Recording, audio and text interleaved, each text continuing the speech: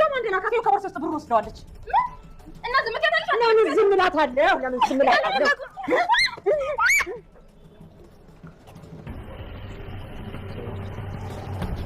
ይቺስ በሰላም ነው እንደዚህ ቆይ?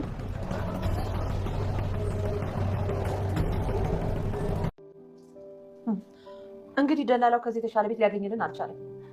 እኔማ ሞታታለሁ እንጂ እዚህ ቤት ለአንድ ቀንም ቢሆን አላድርም። እኔ እሷ ልጄ ይመስልሻል? ተገድጄ እንጂ ማይስቲ ቤቱ አይ የኔንም የማየንም ሁሉ ጊዜ የበላንበትን ሳህን እኔ ነኝ የማጥበው። እናሽ ምንድን ነው የምትሰራው የኔ ልጅ? እኔ እንጃ ሁሌ ማታ ማታ ዘንጣ ነው የምትወጣው። ግን እሷ ታውቃለህ፣ ይህንን ስራ እኔ መስራት የምችል ይመስለኛል። እንዳልኩ የቤት ውስጥ ስራዎች ላይ በጣም ጎበዝ ነው። እና ይህን ስራ ለመስራት ዝግጁ ነሽ ማለት ነው? ምንም ቢሆን እሰራለሁ ብያለሁ እኮ። ግን በደንብ ሰምተሽኛል አይደል? የላጤ ቤት ነው። የባለ ትዳር ቤት ሊሆን አይችልም። እናንተ ላጤዎች አትታመኑም እያልሽ ነው? ነገር መሰንጠቁንማ ተክነህበታል። ቆይ እንዲያውም ምን ሀሳብ መጣልህ?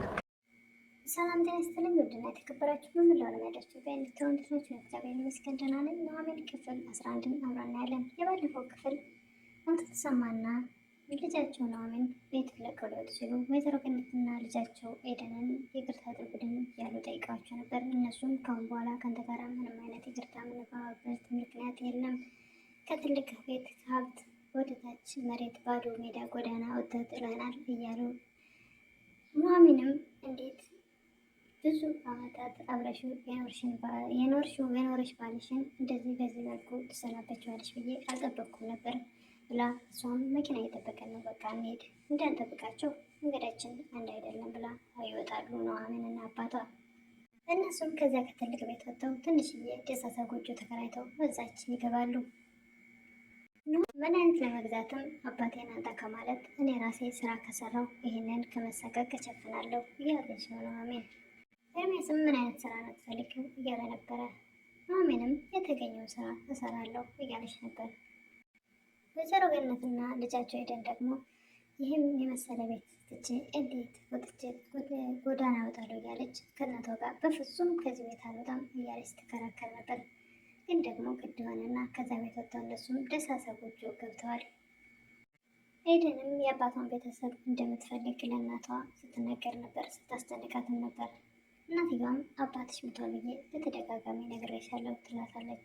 እነሱም ከዚያ ከትልቅ ቤት ወጥተው ትንሽ የደሳሳ ጎጆ ውስጥ ተቀምጠው ለካ ህይወት እንደዚህ ነው ማለት ነው፣ እንዴት ነው በዚህ መልኩ የምንገፋው እያሉ ነው አይተውት የማያውቁት። በተለይ ኤደን ከባድ ሆኖባታል። ኤደንም እማዬ እኔ እዚህ ቤት አልኖርልሽም እያለች ነው። እንግዲህ ምንም ማድረግ አይቻልም፣ ይልቁንስ ተነስተሽ እንደሰው ስራ መፈለግ አለብሽ፣ ምንስ እንበላለን፣ ምንስ የቤት ኪራይ እንከፍላለን እያለች ነው ወይዘሮ ገነት። ኤደንም እኔ በጭራሽ ስራ መስራት አልፈልግም እያለች ስለ ኑሐሚን እያሰበች ነበረ። እሷ ያባለ መኪና ጥሩ ቤት ተከራይቶላት ጥሩ ህይወት ጥሩ ኑሮ እየኖረች እንደሆነ እያሰበች በቅናት እየተቃጠለች ነበር። ወይዘሮ ገነትም ልጃቸውን አንቺ አሁን ከፍት ተገቢሽ የለችም ከፍትሽ ርቃለች፣ ለምን አታያትም? ይልቁን አሁን ማሰብ ያለብን እኛ ህይወትን እንዴት መግፋት እንዳለብን ነው መመካከር ያለብን ይሉ ነበር ወይዘሮ ገነት። ኤርሜስ እና ኑሐሚን ቤት ሄዶ አቶ ተስማ እግራቸው ላይ አድርጎ ባለፈው ስልክ የሰረኩት በጣም ይቅርታ አድርጉልኝ፣ ሁለተኛ እንደዚህ አይነት ነገር አላደርግም እያለ እየጠየቃቸው ነበር። እሳቸውም ይቅርታ እንዳደረጉለት ይነግሩታል። እሱም በጣም ደስ ይለዋል። ኑሐሚንም እሳቸው ይቅርታ አድርገውለት ሲወጣ ኤርሜስን ተከትላ ስራ መስራት እንደምትፈልግ ምንድን ነው ምን አይነት ስራ ነው የምትፈልገው ሲላት የተገኘውን ስራ ይሁን ብቻ እኔ የሆነ ላልሆነ አባዬን ገንዘብ አንጣ ብዬ ስጠይቀው በጣም እየተሳቀቅኩ ነው እና ሰርቼ ራሴ የሚያስፈልገውን ነገር መሸፈን አለብኝ እያለች ነበር ኑሐሚን። ኤርሜስም ለጊዜውም ቢሆን የተወሰነ ገንዘብ ልስጥሽ ብሎ አውጥቶ ይሰጣታል። ኑሐሚንም ባለፈው የሰጠኝ ራሱ ለእኔ ሸክም ሆኖብኛል ትላለች። ደግሞ ሌላ ዕዳ ሌላ ሸክም አትጨምርብኝ ትል ነበረ ኑሐሚን። ኤርሜም ይህን እንደ ውለታ አትቁጠሪው እያለ ነበር። ኑሐሚን ገንዘቡን ይዛ ወደ ቤት ትመለሳለች። ለአባቷም ገንዘብ እንደሰጣት ትነግራቸዋለች። እሳቸውም ደስ አላላቸውም። ገንዘቡን መስጠቱ ጥሩ ነው፣ ግን ላንቺ ነገ የሚመጣው ነገር ጥሩ አይሆንም እያሉ ነው አቶ ተሰማ። እባክሽ ልጄ ከዚህ ልጅ መልካም ብትርቂ መልካም ይመስለኛል እያሉ ነበረ አቶ ተሰማ። ኑሐሚን አይዞህ አባዬ እኔ ልጅህ ገንዘብ የሚገዛኝ ወይም ደግሞ ለገንዘብ የሚገዛ ሰው አይደለሁም፣ ምንም አያሳስብህ አለቻቸው። ኤደን ለባብሳ ዝንጥ ብላ ስትወጣ ኤርሜስን ታገኘዋለች። እሱም እንደሚወዳት አድርጎ ልክ ጠጋ ይላታል። አንገቷ ላይ የኑሐሚን ሐብል አያቴ የሰጡኝ ብላ ነግራው ስለነበረ እንደውም ሽጠው ብላ ሰጥተው ነበር ከዚህ በፊት።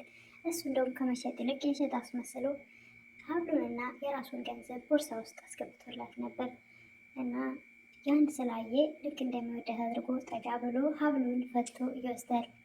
ኤደን የመሰላት ያ ልጅ እሷን የወደዳትና የሽቶዋን ነገር ሽቶ የተቀባችው ሽቶ እያደናነቀ ስለነበረ በቃ ወዶኛል ብላ ተደስታ ነበር። እሷን በዛ ስሜት ውስጥ እያለች ሐብሉን ፈቶ ሲወስደው በጭራሽ አልተሰማትም።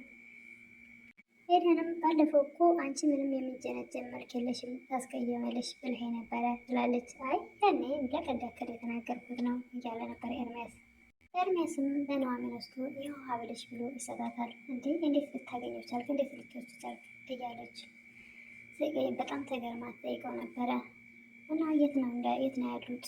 በፍቅር ቤት ነው ሂጅ ብጠይቃቸው እያለችው ነበር። እናቱ አካባቢ ናቸው ብሎ ኤርሚያስ ይነግራታል። ኤርሚያስም ኑሐሚን ሂጅ ልጠይቃቸው ስትል በፍጹም እነዛ ሰዎች ለአንቺ ጥሩ ነገር አያስቡልሽም እንዳታደርጊው እያለ ነበር። ኑሐሚንና ኤርሚያስ ከውጭ ወደ ቤት ሲገቡ አንድ ህፃን ልጅ የተዘጋ ቤት ውስጥ ተንኳኳ ነበረ። ምንድን ነው ብለው ሲከፍቱላት ህፃኗ ልጅ እርቦኛል ምግብ ስጡኝ ትላቸዋለች። እነሱን በር ከፍተው ወስደውላት እጃቸው ላይ የገዙት ሙዝ ነበርና ይሰጧታል። እሱን እየበላች ወደ ቤት ያስገቧታል። በቤት ገብታ ለራሷ ምግብ እየበላች እያለ እናቷን ታስባለች። እናቴ ቢሮ ብላ በር ዘግታብኝ ወደ ቡና ቤት እንደምትሄድ እያለች ታወራቸዋለች።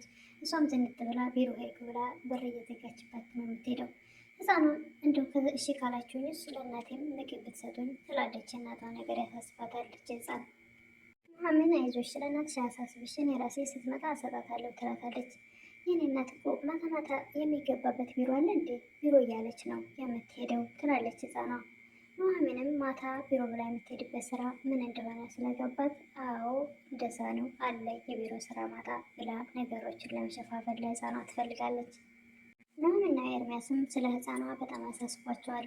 እናቷ እኮ ትናንት እንደሄደች አልተመለሰችም። ይቺ ህፃን ልጅ እዛው እንደተዘጋች በር እንደተዘጋባት የሆነ ነገር ብትሆንስ እያሉ እያሰቡ ነበረ። የቡና ቤት ህይወት በጣም ከባድ ነው።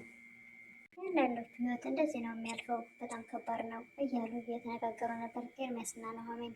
ኤደንና ወይዘሮ ገነትን ሄጄ መጠየቅ አለብኝ ብላ ኤርሚያስ ትነግራለች ኑሐሚን። ኤርሚያስም እዛ ቤት ባትሄጂ ጥሩ ነው እያላት ነበረ። ምንም አይዞህ አያሳስብህ፣ እኔ ነኝ እንጂ መታት እሷ ምንም ልታደርገኝ አትችልም፣ ደግሞ አብራኝ ያደገች እህቴ ናት፣ ምንም አታደርገኝ እያለች ነበረ። ወደ እነሱ ቤት መሄዷን አልተወችም ሀሳቧን። ቀጥ ብላ እነሱ ቤት ትሄዳለች።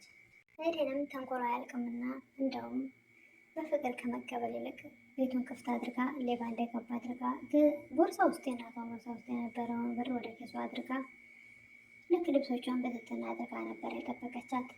ኑሐሚንም ቤቱ ክፍት ሆኖ ምንም ሰው ስላልነበረም እና ምን ሆነው ነው እነዚህ ሰዎች ብላ የወደቀውን የተበታተነው ልብስ ብድግ ስታደርግ እናትየው ይደርሳሉ። አንቺ ሌባ ምን ትሰሪያለሽ ቤቴ ብለው ጭራሽ ባስ ብለው ለሁለት እዛ እንቅ አድርገው ሲቀጠቅጧት ነበረ።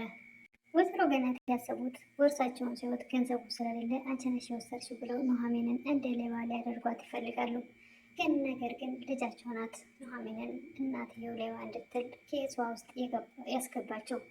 እሳቸው ግን ይህን ነገር ፈጽሞ አይረዷትም። እሷ ግን ተበታትኖ የነበረውን ልብስ ለመሰብሰብ እየሞከረች እያለ ስለደረሱ ብር የሰረቀቻቸው ገንዘብ ነው የመሰላቸው። ወይዘሮ ገነት ምንም ቢሆን የእንጀራ እናት ናቸውና ልጃቸው ብትኖሮ እንደዚህ ባላስቡ ነበር። እናትና ልጅ ለሁለት እንግዲህ ኑሐሚንን እዛ ሶፋ ላይ የምን ሶፋ ደግሞ ኧረ ሶፋው ቀርቶ ለካ ፍራሽ ላይ ነው ያሉት ከደሳሳ ጎጆ። እሱ ላይ እንግዲህ ሳበርጋ አፍርጠው ለሁለት ይች ሌባ እያሉ እየመቷት ነበረ። ኤርሚያስም ይች ልጅ እኮ እንደሄደች ቀረች ምን ሆና ይሆን እያለ ኤርሚያስም ምን ሆና ቀረች በማለት ወደ እነሱ ቤት እየሄደ እያለ ነው የዛሬው ቪዲዮ ያለቀው። እዚህ ላይ ነው። ደርሶላት ያስጠላት ይሆን ወይስ የጎዷት ይሆን እናትና ልጅ?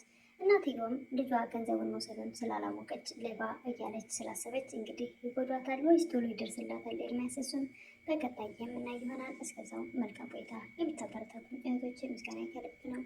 አሁንም አብሮነታቸው ያለኝ እላለሁ። ቪዲዮ ስትጀምሩ ላይክ ያድርጉላለሁ። አመሰግናለሁ። መልካም ቆይታ